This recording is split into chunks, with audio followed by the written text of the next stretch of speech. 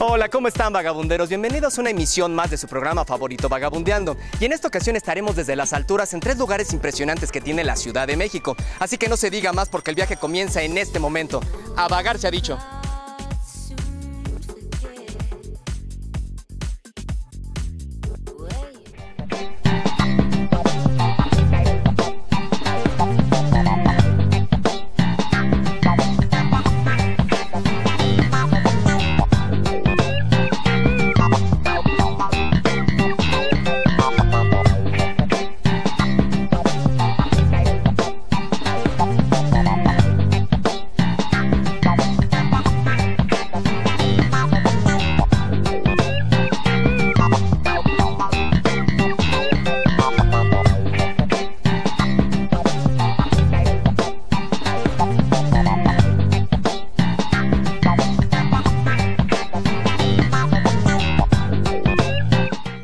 ¿Quién no ha soñado alguna vez estar desde las alturas? Pues en esta ocasión nos encontramos en el punto más alto de la Ciudad de México, es decir, en 3 de los miradores más importantes para la metrópolis. Me estoy refiriendo al Ángel de la Independencia, el Monumento a la Revolución y por supuesto la Torre Latinoamericana. ¿Y ustedes ya conocen estos miradores de la Ciudad de México, vagabunderos? Pues el primero de estos gigantes es la Torre Latinoamericana, edificio que es privilegiado por el lugar donde se ubica dentro de la Ciudad de México. Este maravilloso mirador cuenta con 6 pisos donde pueden realizar ustedes diferentes actividades. Con tu brazalete de acceso puedes recorrer los pisos las veces que desees. Este mirador tiene más de 50 años funcionando y todavía sigue siendo un lugar turístico perfecto para visitar. Uno de los atractivos principales de la Torre Latinoamericana es su museo, ya que nos permite conocer la información y la historia del edificio.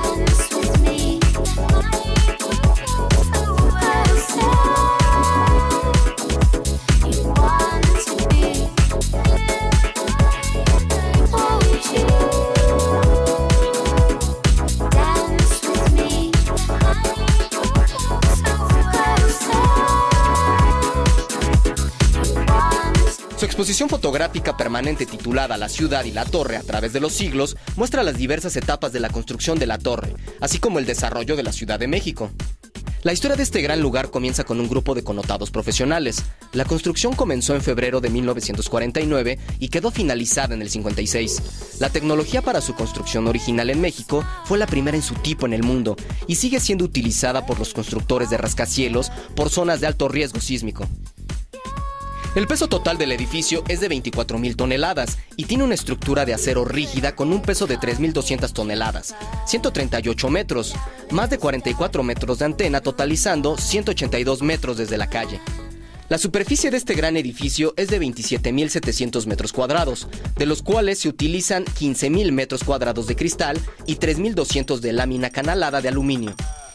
La Torre Latinoamericana tiene muchos otros atractivos además de su mirador, como es tener su propia cafetería y también su tienda. El mirador de la Torre Latinoamericana se ha convertido en uno de los principales lugares de la Ciudad de México, que es utilizado para exposiciones, actividades, cursos y aspectos culturales. Los horarios de visita para venir a conocer la Torre Latino son de lunes a viernes de 9 de la mañana a 10 de la noche y está abierto los 365 días del año. Adultos pagan 60 pesos y niños 50 pesos. Para las personas de la tercera edad, presentan su credencial del INAPAM y se les cobra 40 pesos. Descuento a grupos de más de 20 personas con previa reservación. Los días 24 y 31 de diciembre está abierto de 9 de la mañana a 10 de la noche y el 25 de diciembre y 1 de enero abre sus puertas a las 10 de la mañana. Pues en verdad, vagabunderos, no dejen de venir a conocer la Torre Latinoamericana, ya que se llevarán una grata sorpresa. Por lo pronto no se desconecten, porque al regreso del corte nos trasladaremos al siguiente mirador de nuestra Ciudad de México. Me estoy refiriendo al histórico Ángel de la Independencia, así que volvemos.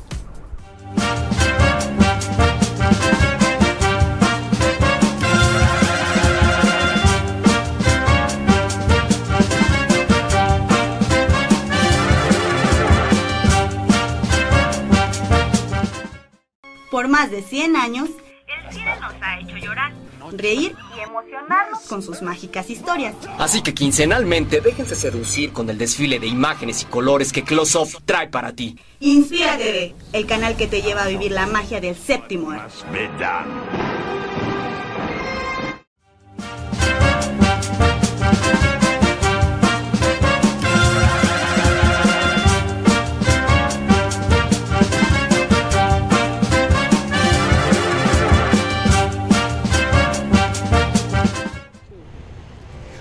se los prometí, vagabunderos, en el bloque anterior me encuentro en otro de los miradores de la Ciudad de México, en el mal llamado Ángel de la Independencia, que en realidad lleva por nombre Monumento a los Héroes que nos dieron independencia.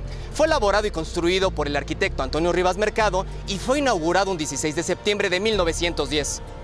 El conjunto escultórico de mármol descansa sobre una plataforma a la que se asciende por grandes escalinatas y que ostenta en 4 puntos extremos balastrados con grandes farolas, obteniéndose así el ensanche de la masa arquitectónica en el sentido horizontal. La composición consiste en una columna dispuesta sobre un pedestal, de modo de recibir no solo la Victoria alada, símbolo de nuestra independencia que descansa en el vértice superior del monumento, sino también las figuras de los principales caudillos agrupados en torno a la base de la columna. El monumento o Ángel de la Independencia se encuentra en una rotonda en Paseo de la Reforma, al centro de la Ciudad de México. Hablando del ángel, este se encuentra presidiendo la columna y la estatua mide 6.5 metros de altura, fabricada en bronce y recubierta por una capa de oro, con un peso de 7 toneladas y domina desde lo alto como vigía la Ciudad de México. Podemos notar que en su mano derecha sostiene una corona de laurel en actitud triunfante y en la mano izquierda una cadena rota como símbolo de la libertad al yugo español y más de 300 años. Hay que mencionar que la intención no era representar un ángel, sino la Victoria alada. Fue un 28 de julio de 1957 que el monumento sufrió graves daños, cuando la Victoria alada cayó al suelo, debido a un terremoto que estremeció a la Ciudad de México. El escultor José Fernández Urbina se encargó de la restauración que duró más de un año. El monumento fue abierto nuevamente el 16 de septiembre de 1958. 27 años más tarde, el monumento permanecería airoso sobreviviendo al devastador terremoto de 1985. Pues sin lugar a dudas el Ángel de la Independencia tiene muchos simbolismos. En él están representados grandes héroes de nuestra historia nacional, como lo son Miguel Hidalgo y Costilla, José María Morelos y Pavón, Vicente Guerrero y por supuesto Allende. El gran pilar o columna mide 38.3 metros de alto. En la parte superior, denominada el capitel, está rodeada por 4 águilas con alas extendidas y tal y como estaba representada en el escudo nacional de la época. Su estructura es de acero cubierta con cantera de chiluca, decorada con guirnaldas, palmas y anillos. Estos últimos inscritos con los nombres de los héroes de la independencia: Hermenegildo Galeana, Guadalupe Victoria, Juan Aldama e Ignacio Allende, por mencionar algunos. Pues nos encontramos con don Antonio Torres Rocha, guía aquí del mausoleo del Ángel de la Independencia, y nos va a contar un poquito acerca de la representación que existe en la fachada principal de este monumento, ¿no es así? Sí, miren, este conjunto escultórico principal, desde luego están ahí la presencia de los héroes, los más importantes del movimiento insurgente: don Miguel Hidalgo al centro, don José María Morelos y Vicente Guerrero. Desde luego que la participación de ellas en el movimiento insurgente, bueno, pues es inigualable, ¿verdad? Están aquí, tienen a los pies, bueno, pues las fechas del movimiento insurgente, que inicia en 1810, termina en 1821, y por quién y para quién hicieron su sacrificio y su entrega. Para el pueblo, que está simbolizado en ese enorme león, dirigido por un gobierno que debe ser puro, que se le exige pureza, por eso tiene alas, es un geniecillo. Y representa que cuando el pueblo está bien dirigido, es decir, bien gobernado, el pueblo es dócil. Eso quiere decir la guirnalda con cual lleva el gobierno al pueblo, al león, ¿verdad? Es extraordinaria la composición. Desgraciadamente, don Porfirio Díaz, quien autorizó esta alegoría, no siguió la regla, se tuvo que ir del país. Pues sin lugar a dudas esto me está resultando muy interesante, don Antonio, pero ¿qué le parece si pasamos al interior del mausoleo para que usted me empiece a explicar qué quieren decir las 4 custodias que se encuentran precisamente adentro de este ángel? Así que, ¿qué les parece, vagabunderos, si me acompañan a este recorrido adentro del Ángel de la Independencia? Así es. Si quieren, vamos. Otra de las partes emblemáticas de esta belleza es el mausoleo, que está situado en la parte baja del monumento. En él se guardan los restos de personajes importantes de la independencia de nuestro país, entre ellos Leona Vicario, Guadalupe Victoria, Pedro Moreno, Mariano Matamoros, Miguel Hidalgo y Costilla y José María Morelos y Pavón. Pues bien, viajeros, lo prometido es deuda y nos encontramos ya adentro en el mausoleo del Monumento a los Héroes de la Independencia. ¿Nos puede explicar, don Antonio, qué simbolizaron, más bien, qué trataron de expresar con estos símbolos al momento de su construcción? Miren, la simbología empieza desde la puerta. Allí hay una palma y el nombre dice la gloria. Este mausoleo es la gloria de los héroes de la Independencia. Aquí lo que vemos es un gorro frigio, símbolo griego de la libertad. Como los caídos aquí, los restos que se encuentran son de gente que luchó en el ejército insurgente, entonces muchos de ellos alcanzaron el grado de general. Y bueno, pues aquí están las armas velando la muerte de los generales, ¿verdad? Es una espada hacia abajo que representa ese luto. Está rodeado de acanto, esta planta que a través de toda la historia del mundo oculto se ha utilizado como símbolo de homenaje de campeones y ganadores, ¿verdad? Curiosamente la espada también se puede interpretar como una cruz, ¿verdad? Desde luego es otro símbolo de, pues digamos, del pesar por la muerte de los héroes insurgentes. Que nos dieron independencia. Así es. Pues sin lugar a dudas, don Antonio, esto está resultando muy interesante y vamos a seguir con este recorrido vagabunderos y ustedes no se desconecten, porque seguiremos conociendo más datos históricos sobre el mal llamado Ángel de la Independencia. Sí, sí. Ya verán, viéndolo de un poquito más de frente, pues nos damos cuenta de que la figura se llama la Independencia y tiene los símbolos de la aspiración de México un día a ser una república democrática. Exactamente, don Antonio. Bueno, pues seguimos con el recorrido, vagabunderos. Un dato curioso, amigos, es el medallón situado en la puerta del mausoleo y que representa a la República Mexicana. De hecho, se cuenta que Antonieta Rivas Mercado, hija del arquitecto, sirvió como modelo para este detalle. Estamos en el nicho principal aquí del mausoleo de la Gloria. Estamos ante los restos de Hidalgo, de Allende, de Aldama y de Jiménez. Ellos cuatro tienen sus nombres subrayados. Y este subrayado lo que simboliza es que en un momento dado ellos fueron jefes de la nación. Cuando Hidalgo toma el papel del emperador Cuauhtémoc, es decir, que encabeza al pueblo para luchar por la independencia y la libertad, entonces se convierte en jefe de la nación. Y no hay duda que Hidalgo luchaba por la independencia, ¿verdad? Tomando en cuenta las condiciones políticas que había en la época. Porque todavía hay quienes niegan que él buscaba la independencia. Así es. Bueno, pues está aquí el capitán Allende, tan importante que fue en ese momento en la lucha. Era, por decirlo así, el talento militar de Hidalgo. Y Aldama, aquí solamente se encuentran los restos de Juan, ¿verdad? No de Ignacio. Ignacio está allá arriba, en la columna está el nombre de Aldama, es el otro Aldama, el que le da nombre a la ciudad de León, que es de los Aldama, de los hermanos Aldama, y don Mariano Jiménez. Y todos ellos cuatro fueron aprehendidos allá en el norte, cuando los fusilan pues de manera traidora, propiamente un asesinato que se comete en contra de ellos, cayeron por una traición infame, ¿verdad? Por último, pero no menos importante, sobre el mausoleo resaltan 5 hermosas estatuas con un significado especial: la paz, la justicia, la guerra y la ley. Al centro, la majestuosa estatua de León, cuya poderosa complexión física simboliza la fuerza del pueblo. El Ángel de la Independencia está abierto a todo el público y no deja de ser uno de los monumentos más representativos que tiene la Ciudad de México, para que muchos grupos de personas se tomen la foto del recuerdo o realicen algún acto conmemorativo. Además de ser usado como punto de reunión, telón de fondo para espectáculos artísticos y muchas otras cosas más, por otro lado, la imagen del ángel está siendo usada como promotora del turismo para el Distrito Federal, enviando réplicas a diferentes países y colocándolas cerca de los paseantes para que puedan tomarse una fotografía de cerca a la escultura.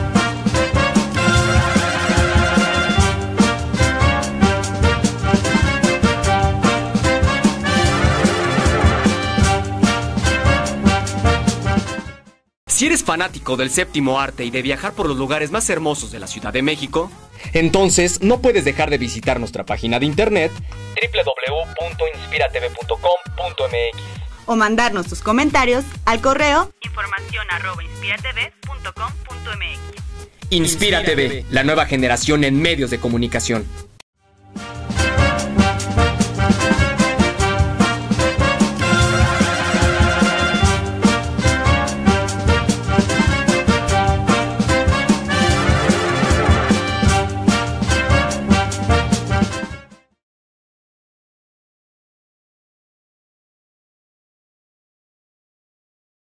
Partiendo de los cimientos y vamos a subir una altura de 52 metros de los 67.5 que tiene en su totalidad.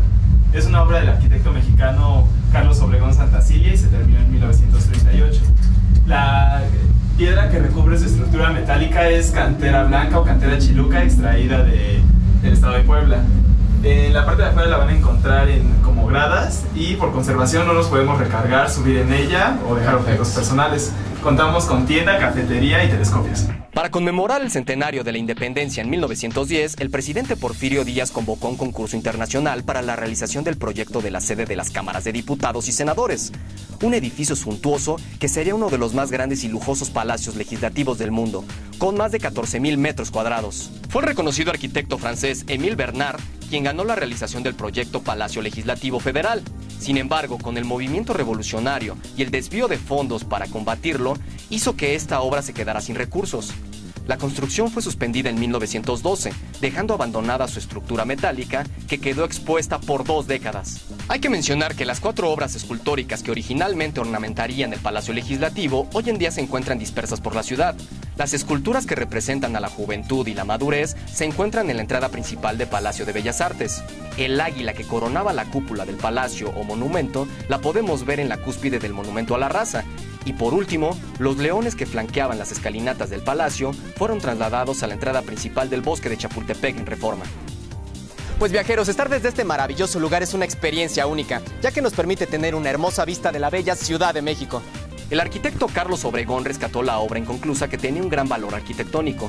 Reinterpretó la estructura y los espacios para otorgarles un nuevo significado.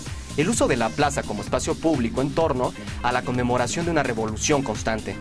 La totalidad de la Plaza de la República fue remodelada integrando un nuevo acceso al Museo Nacional de la Revolución, además de recuperar la posibilidad para el visitante de ascender al mirador por un elevador panorámico. Dentro del monumento, el vestíbulo se encuentra en la cimentación del edificio del proyecto original del Palacio Legislativo. Posteriormente, un elevador panorámico inicia el ascenso desde la estructura más antigua, viajando por el gran vestíbulo de lo que hubiera sido el Palacio Legislativo Federal. Estando ya a 65 metros de altura, soportando 4 arcos de 26 metros, el centro del monumento se corona con 2 cúpulas, una de piedra y una de cobre patinado. El casquete horizontal de la cúpula de piedra permite transitar por un andador circular bordeado de un barandal Art Deco, suspendido que permite percibir el gran vacío inferior, creando la sensación de estar caminando en el aire y solo mirar hacia el interior del edificio. Las visuales en este primer deambulatorio están contenidas y se van liberando poco a poco hacia el exterior conforme se desciende por alguna de las 2 escaleras espirales, adosadas a la cúpula de piedra, hasta llegar al segundo deambulatorio, bordeado por las aspilleras. Pues sin lugar a dudas, otra de las ventajas que se tiene del estar aquí en el Monumento a la Revolución y en su mirador es que se puede venir a tomar un rico cafecito con la familia, los amigos, el novio o la novia. Así que en verdad vengan porque es una experiencia única.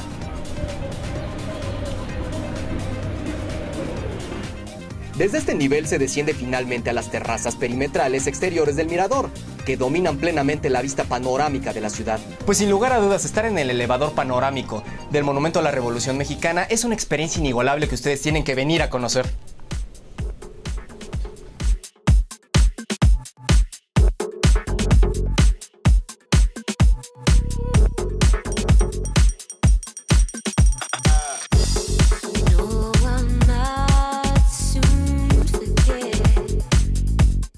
¿Y qué les puedo decir sobre las criptas? El monumento se constituye como mausoleo en 1936.